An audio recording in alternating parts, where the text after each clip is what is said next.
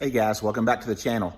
Hey, over my shoulder over here, you see the 61 Impala chassis. And today I am showing it some love by finishing up the Ride Tech suspension, the steering, and then we're jumping right over here and we're going to put on some Wilwood brakes. Now this is not a installation video. By no means, if you're looking to get information on how to install these brakes from me today, do not. The kits come with instructions from the company, and that's what you need to be doing. Reading the instructions just like me. I've put these kits on for many years, and I always go by the instructions. Never try to do anything from memory.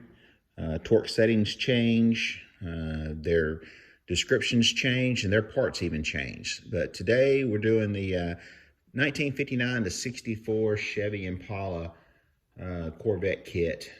It's the Dynalite Pro Series front disc brake kit, and 19-inch, drum hats here, and the billet rotor or the billet spindles. But anyway, I'll give you some more details here as we go along. But hey, let's sit back and see what this stuff looks like when we get done. All right, step one, they got you building the caliper bracket, installing the caliper bracket, which goes through the steering arm and the upper spindle. Make sure all of your bolts are good and tight.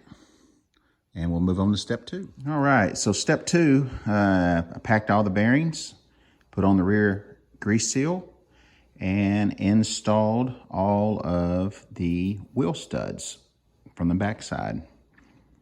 On to step three. The next step, we're gonna take the rotor adapter, which is a silver billet aluminum piece, and then the rotor itself, and build the rotor assembly. We'll use these stainless Allen bolts and some red Loctite, and I've already done one. Use the red Loctite with your bolts and 25 foot-pounds of torque to build your rotor assembly. After I get the other one done, we'll move on to the next step. This is not a how-to video. This is just encouraging my viewers to do it yourself. Save some money. Don't take it to the shop. Use the simple instructions and your hand tools and do your own project. Next step coming up. All right, on to the next step. This is what the rotor assembly looks like with the spindle on it. And ready to clean it up a little bit. But we got both sides done. And we'll put the caliper and the pads on, and then we'll move to the back.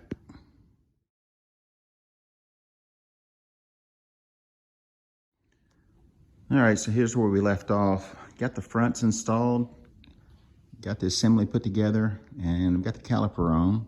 They send us shims, little spacer shims, so you can center this caliper in between here and get both sides correct. And I've already done that. I put the pad in, adjusted it from side to side, and everything looks great. Just gonna clean everything up, put it all back together, and start running the brake lines on the chassis. And let me show you what we've done on the back over here. On the back axle, these are Dutchman axles, special ordered. I beefed up the rear end on this thing. So the plates that hold the axles in have to be modified. And what you're gonna have to do, this is round right here. And you're gonna have to cut or trim this edge off right here to where you still got some meat left to bolt it in for it to slide inside of the disc brake or the parking brake mechanism that goes on the rear. And you can see how close it is in here. That plate needs to be able to fit in there. So you're gonna trim off this edge right here, and then you're gonna have to modify the bottom to clear those two screws right there. So that's what we're fixing to do here, and then we'll be able to slide the axles in and install the emergency brakes and get this rear kit ready to go on this Impala. Stay tuned. Okay, so I got that trimmed off. Oh, it's upside down. This is the dripper where the axle was dripping. The dripper would be on the bottom side. So this will install on the bottom side or to the bottom of the car. All right, so we've cut that off, removed that.